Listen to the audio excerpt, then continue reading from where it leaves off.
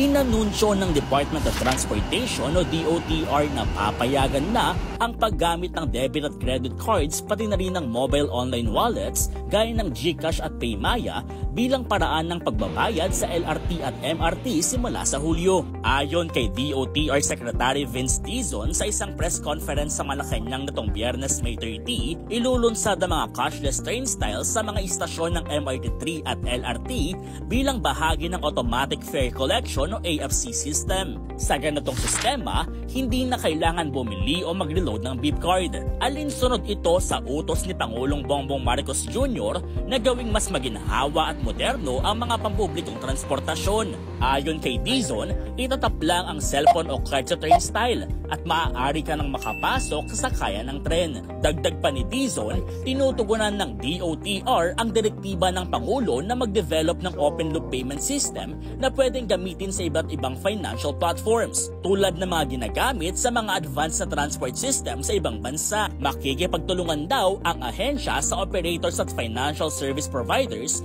para sa maayos na rollout. Nakatakda rin daw silang magsagawa ng pilot testing at public information campaign bago ang full implementation nito. Sa ngayon, tinatanggap na ang GCash sa MRT3 bilang isa sa cashless payment options. Para maging updated sa mga balitang tulad nito, patuloy na sumubaybay sa lahat ng social media pages ng News 5.